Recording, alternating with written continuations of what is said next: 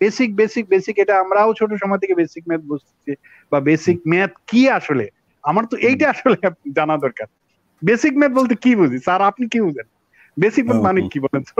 মানে মানে একটা আমরা নাম দিছি না বেসিক ম্যাথ। হ্যাঁ জি জি হ্যাঁ, একটা বিষয় আমাকে একেবারে একেবারে প্রাইমারি পর্যায়ে থেকে জানা, মানে একেবারে খুঁটিনাটি সহ জানা, এবং একেবারে এটার ইনিশিয়াল পর্যায়ে থেকে জানা, যাতে করে আমরা বলি না স্যার এই যে 9-10 পর্যন্ত আমরা বিভিন্ন সাবজেক্ট পড়েছি, এরপরে আসলে ওগুলোরই চর্বিত চর্বণ, কিন্তু আমাদের ফাউন্ডেশনটা হয়ে গেছে 9-10 পর্যন্ত।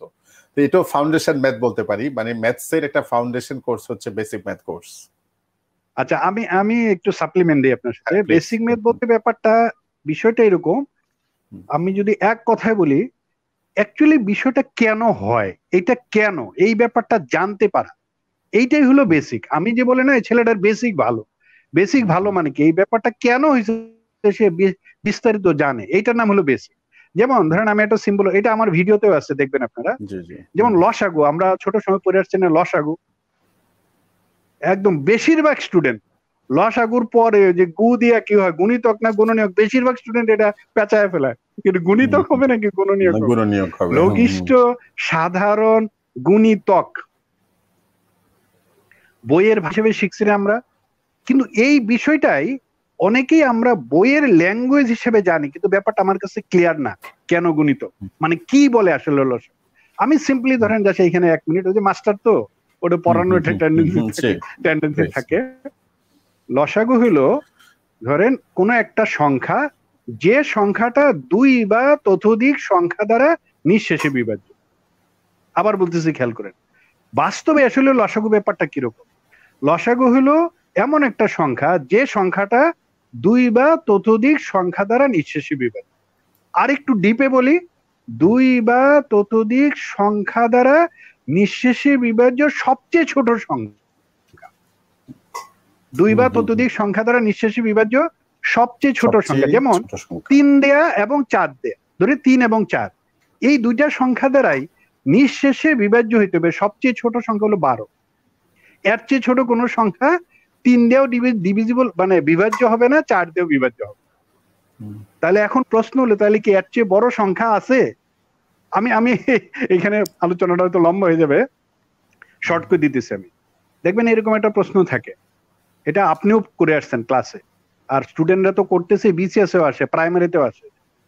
কোন ক্ষুদ্রতম সংখ্যাকে, দেখেন এরকম আছে, কোন ক্ষুদ্রতম সংখ্যাকে 3, 4, 5 দিয়ে ভাগ করলে ভাগশেষ 1 থাকবে? এরকম থাকে না, প্রশ্ন আছে না? এখন প্রশ্ন হলো, স্যার কোন ক্ষুদ্রতম সংখ্যাকে 3, 4, 5 দিয়ে ভাগ করলে ভাগশেষ 1 থাকবে, এটা কেন? তাহলে কোন ক্ষুদ্রতম সংখ্যাকে 3, 4, 5 দিয়ে ভাগ করা যায়, এটার নাম হলো লসাগু। এটার নাম কি? লসাগু। তাহলে 3 দিয়ে, 4 দিয়ে, 5 দিয়ে ভাগ যায়, নিঃশেষে ভাগ করা যায়, এটার নাম হলো লসাগু। তাহলে সংখ্যাটা হলো 3, 4, 5 এর লসাগু মানে হলো 60। তাহলে ওই সংখ্যাটা হলো 60, 60 এর চেয়ে 1 বেশি 61। তাহলে 61 রে যদি আপনি 3 দিয়ে ভাগ করেন তাহলে পাবেন 1। 61 রে যদি 4 দিয়ে ভাগ করেন, 4 15 60 পাবেন 1, ভাগশেষ পাবেন 1। 5 দিয়ে যদি ভাগ করেন 5 12 60, ভাগশেষ পাবেন 1। এখন প্রশ্ন হলো, স্যার আমি স্টুডেন্টদের কাছে প্রশ্ন, এটা আমি আমার ওই যে আমি ম্যাথ অনেক জানি, এইটা জানি, এইটা প্রকাশ করতেছি নাকি? এটা যেহেতু ভাই আমরা ম্যাথ নিয়ে পড়াশোনা করতে পড়াচ্ছি, আমি আপনার চেয়ে আমার বেশি পড়তে হয় অ্যাকচুয়ালি, নাহলে তো আপনারা আমি ওই ক্লাসে পড়াইতে পারবো না ভালো। বেশিরভাগ স্টুডেন্টদের আমি আমার এক্সপিরিয়েন্স থেকে দেখছি, ইভেন আপনি এখন এখানে কমেন্ট করুক লোকজন, আচ্ছা এই শব্দটা কেন, কোন ক্ষুদ্রতম সংখ্যা, এইটা কেন বললো, এই কোন ক্ষুদ্রতম সংখ্যাটা কেন বলে, এইটার কারণ কি, এটা কি জানে স্টুডেন্টরা? কোন ক্ষুদ্রতম সংখ্যা কেন বললো? তাহলে কি এর চেয়ে বড় সংখ্যা কি নেওয়া যাইতো কিনা? স্যার 61-র চেয়ে বড় সংখ্যা কি নেওয়া যাবে কিনা বলে? যারা স্টুডেন্ট আছে, আমি এটা অবেদ ভাই, আমি এটা মোটামুটি আমি কনফিডেন্টলি বলতে পারি, মোর দেন 95% স্টুডেন্ট এই ব্যাপারটাই জানে না। কোন ক্ষুদ্রতম সংখ্যাকে 3, 4, 5 দিয়ে ভাগ করলে ভাগশেষ 1 থাকবে? ভাই এটা কোন ক্ষুদ্রতম হিসাব করে পাইলেন 61। আচ্ছা 61 চেয়ে বড় কি নেওয়া যাবে কিনা? সবচেয়ে ছোটটা নিতে পারবো। তাহলে 3 দিয়ে, 4 দিয়ে, 5 দিয়ে নিঃশেষী বিভাজ্য সংখ্যা কত বলছি আমরা? 60। স্যার 120 নিলে সমস্যাটা কি হইতো? 120 নেওয়া যাবে কিনা? ডেফিনেটলি নেওয়া যাবে। 240 নেওয়া যাবে কিনা? নেওয়া যাবে। তাহলে 240, 241 নেন। 241 এ 3 দিয়ে ভাগ করে দেখেন, ভাগশেষ 1 থাকবে। 4 দিয়ে ভাগ করে দেখেন, ভাগশেষ 1 থাকবে। সেক্ষেত্রে কোন ক্ষুদ্রতম এই কন্ডিশনটা ফুলফিল হবে? হ্যাঁ, এটা ফুলফিল হবে না। তাহলে ওই যে এইটা কেন বলে একটু, তাহলে কোন ক্ষুদ্রতম সংখ্যা?